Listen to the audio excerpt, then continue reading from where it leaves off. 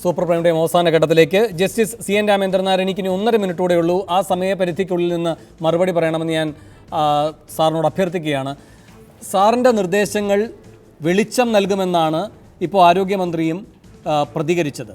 ഇവിടെ പാർവതി പറഞ്ഞൊരു കാര്യമുണ്ട്, വേണുഗോപാൽ സമ്മതിക്കുന്നൊരു കാര്യമുണ്ട്, സാമ്പത്തിക വൈഷമ്യങ്ങളുണ്ടെന്ന് താങ്കളും ചൂണ്ടിക്കാട്ടുകയുണ്ടായി.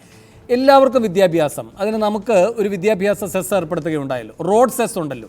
അങ്ങനെയൊക്കെ ഒരു സെസ് ഏർപ്പെടുത്തുക അടക്കമുള്ള നിർദ്ദേശങ്ങൾ വന്നാൽ സാമ്പത്തിക പ്രശ്നങ്ങളാണ് ഇതിലൊരു വലിയ തടസ്സമെങ്കിൽ എല്ലാവരും ചെറിയ തുക നൽകുക എന്നതിലേക്ക് നമുക്ക് ആലോചിച്ചുകൂടെ? വേണു, ഗവൺമെൻറ് ഞങ്ങളുടെ പ്രവർത്തന പരിധി വിപുലമാക്കിയാൽ തീർച്ചയായിട്ടും അതിനെക്കുറിച്ചെല്ലാം റിപ്പോർട്ട് ചെയ്യാൻ സാധിക്കും. ഒന്ന്, റിവേഴ്സ് മോർഗേജിനെ കുറിച്ച് വേണു കേട്ടിട്ടുണ്ടായിരിക്കും. അതായത് എനിക്ക് എൻ്റെ വീട് പണയം വച്ച് 20 കൊല്ലത്തേക്ക് വേണേൽ പണയം വച്ച് ഓരോ മാസം ബാങ്കിൽ നിന്ന് പണം മേടിച്ച് എൻ്റെ ജീവിതം മുമ്പോട്ട് കൊണ്ടുപോകാം. എൻ്റെ മക്കൾ വീടെടുക്കുമ്പോൾ ആ കടം വീട്ടി വെച്ച് ആ വീടെടുക്കും. അതൊരു നിയമത്തിൽ സെൻട്രൽ ഗവൺമെൻറ് കൊണ്ടുവന്ന ഒരു സംവിധാനമാണ് റിവേഴ്സ് മോർഗേജ്.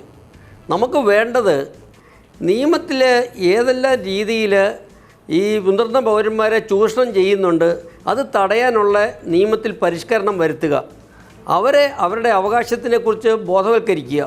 ഇപ്പോൾ സ്വന്തമായിട്ട് ധാരാളം സ്വത്തുള്ളവർ, വലിയ വീടുള്ളവർ, ഭൂസ്വത്തുള്ളവർ, അവരെല്ലാം വരുമാന മാർഗ്ഗം ഇല്ലാതെ പട്ടിണി കിടക്കുന്നു, നരക യാതനകൾ അനുഭവിക്കുന്നു.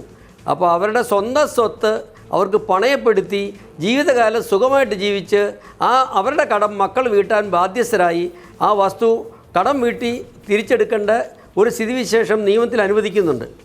ഇപ്പം നമ്മൾ ചെയ്യേണ്ടത് ഇവരെ ഒരു രീതിയിലും ചൂഷണം ചെയ്യാത്ത രീതിയിൽ നിയമത്തിൽ ഭേദഗതികൾ വരുത്താൻ ശുപാർശ ചെയ്യണം.